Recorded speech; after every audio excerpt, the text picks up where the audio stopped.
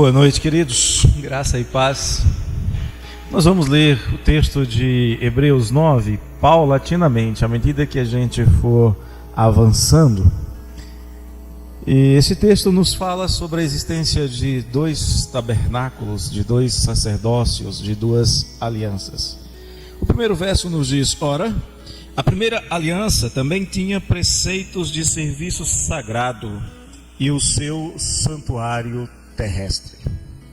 Eu tenho o costume de agradecer as visitas que vêm à nossa igreja pela primeira vez, justamente lembrando que gostaria que fosse a primeira vez. Eu explico. Há uma diferença entre primeira e única. A primeira pressupõe que haverá uma segunda, que haverá uma sequência, que é o início de uma série que eu espero que no final se torne não mais visitas, mas que seja algo permanente. Que aqueles que nos visitaram pela primeira vez façam da nossa casa a sua casa de oração, que façam da nossa igreja o seu lugar de adoração e que façam deste povo a sua família da fé. Por isso que eu digo primeira, esperando que haja segunda, terceira.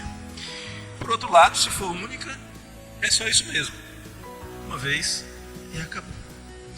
No capítulo anterior, capítulo de número 8, o escritor vai nos lembrar que se a primeira aliança fosse perfeita, ou seja, se ela fosse sem defeito, não haveria necessidade de haver uma segunda, não haveria necessidade que uma segunda fosse estabelecida. Isso está lá em Hebreus capítulo 8, verso 7. E o que aprendemos, já aprendemos isso aqui, é que a segunda só é necessária porque a primeira não resolveu de maneira definitiva o problema do pecado do homem. Mas isso não quer dizer que ela fosse desnecessária, ela era necessária, ou que ela deva ser considerada como se fosse inútil. Ela não era inútil, não deve ser menosprezada. Ela foi estabelecida por Deus.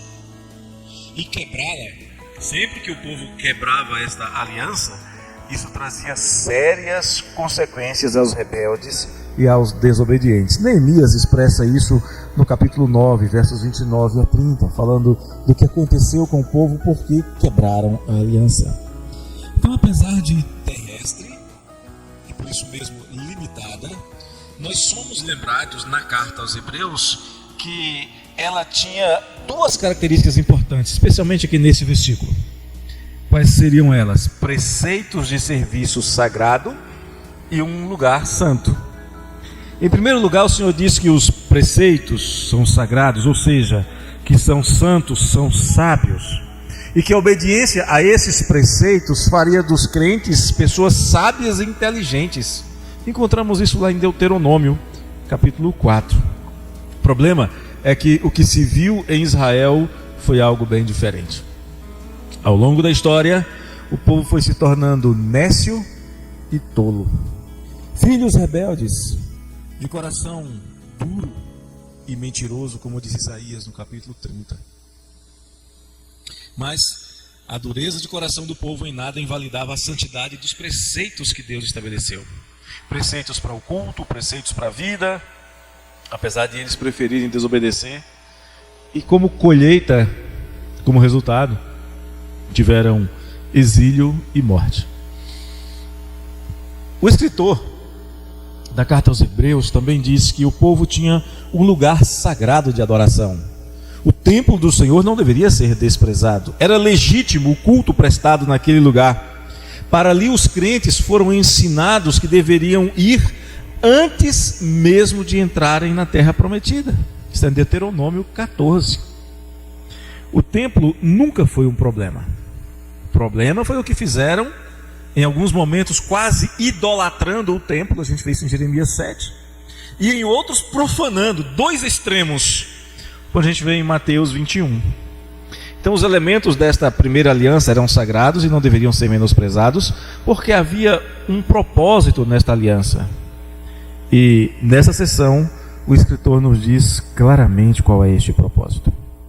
A seguir, dos versos 2 até o verso de número 6, nós encontramos o escritor descrevendo os elementos usados nesta primeira aliança. Elementos que eram legítimos, que foi mencionado exaustivamente aqui há pouco. O candelabro, a bacia de bronze, o altar, o incensário, tudo isso foi descrito exaustivamente pelo autor aos Hebreus. Devemos nos perguntar o que havia de santo no tabernáculo terreno, que era sombra das coisas celestiais. A pergunta, se vocês observarem, ela foi colocada pelo escritor no passado. Está aí no texto. Veja só, foi preparado o tabernáculo. Ali estava o candeeiro. Ali se encontrava o Santo dos Santos. Havia um altar de ouro. Tinha uma arca, uma urna com maná e outros utensílios, como a vara que floresceu e os querubins cujas asas cobriam. Tudo no passado. Tudo remetendo a um tempo passado. Mesmo que essa carta tenha sido escrita antes da destruição do templo de Jerusalém em 70 pelos romanos, o que é pouco provável,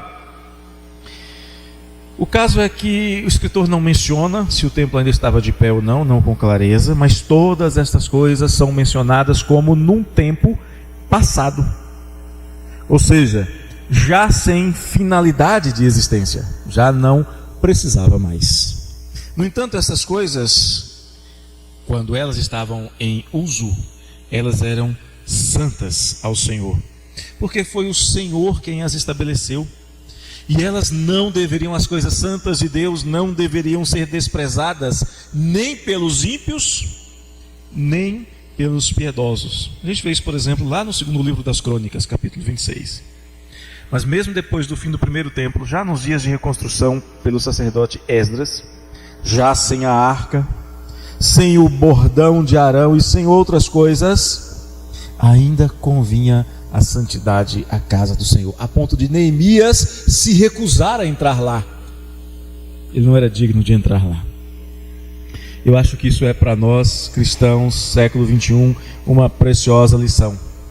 Mesmo Deus tendo dito que inscreveria a sua lei nas tábuas do nosso coração, não nas de pedra que desapareceram, a casa e as coisas do Senhor não deveriam e não devem ser desprezadas. Eu sei que a igreja, a comunidade dos crentes, é que é o edifício santo do Senhor, o corpo de Cristo, não o prédio. É óbvio que o crente é a habitação santa do Espírito de Deus, está em 1 Coríntios 6. É o lugar santo onde Deus habita, mas nem por isso o crente pode deixar de buscar a comunhão, nem por isso o crente tem o direito de desprezar a comunhão que é a congregação, mesmo ele sendo a habitação, o templo do Senhor. E isto, deixar a congregação, é um pecado que o próprio escritor aos Hebreus, lá no capítulo 10, verso 25, chama de deserção. Ou seja,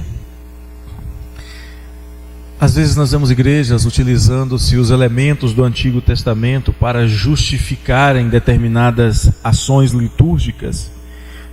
A igreja não deve mais utilizar-se dos elementos usados no passado pelos judeus. Lembre-se, a finalidade da lei foi conduzir a Cristo, e depois que chegamos a Cristo, o que ficou para trás, como nós já vimos nessa sessão, está tudo no passado.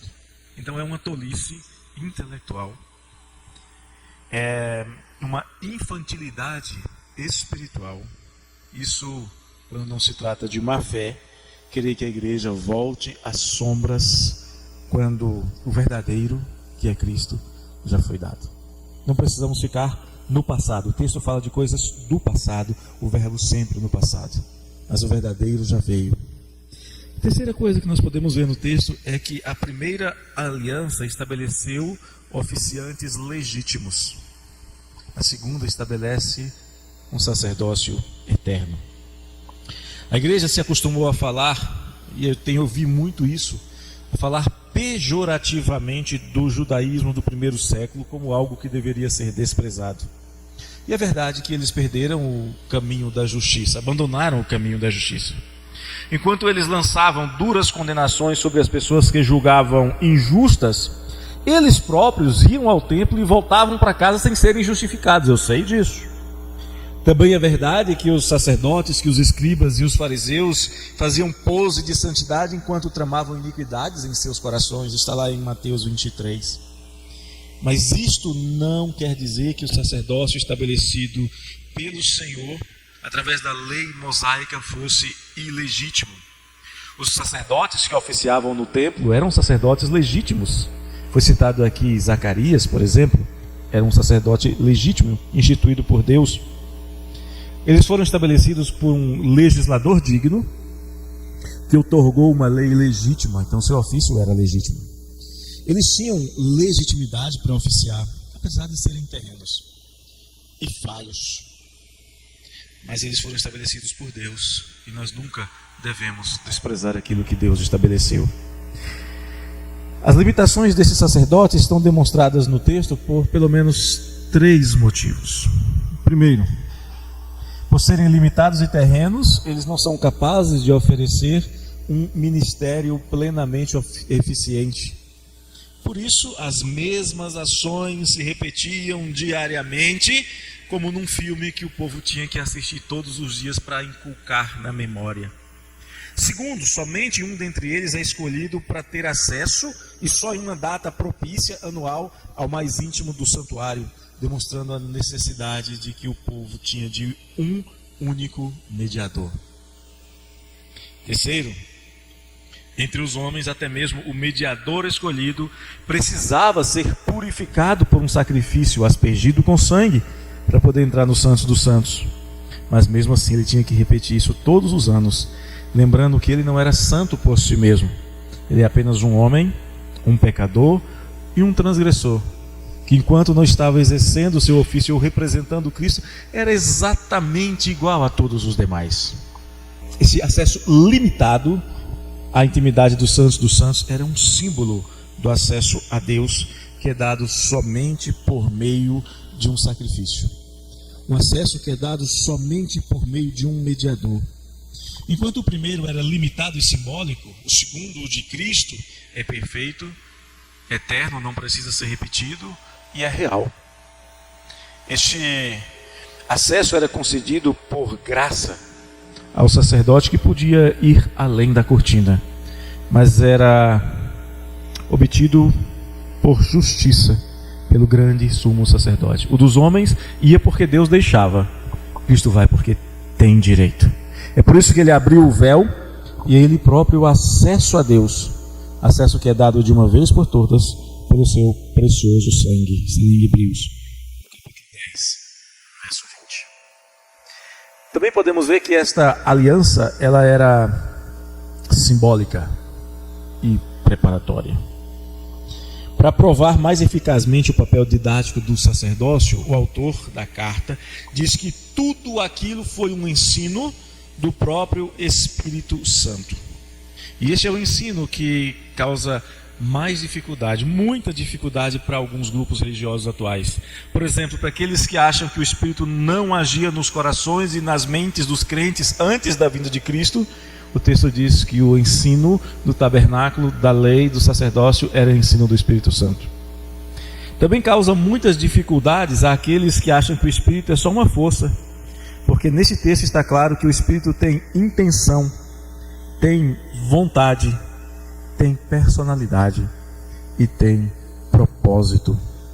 É o que está aí no verso de número 8, querendo com isso dar a entender o Espírito Santo que ainda o caminho do santo lugar não se manifestou enquanto o primeiro tabernáculo continua erguido. O Espírito quis ensinar.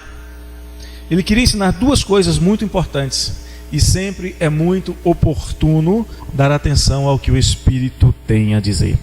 A primeira coisa que o Espírito queria ensinar é que durante a vigência do sacerdócio levítico, embora os sacerdotes do templo de Jerusalém tivessem acesso ao local mais íntimo, conhecido como Santo dos Santos, eles jamais tiveram acesso ao verdadeiro santuário celeste e que não foi feito por mãos humanas.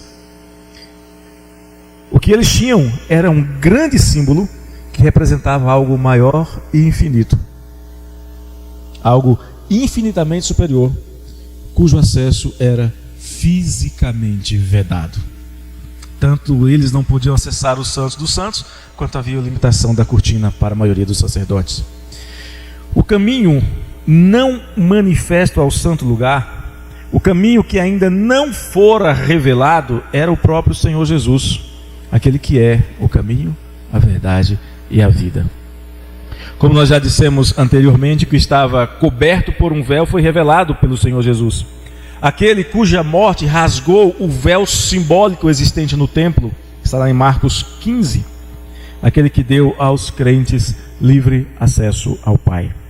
Mas há um segundo fato que o Espírito ensina para nós, é o fato de que o primeiro teria que dar lugar ao segundo.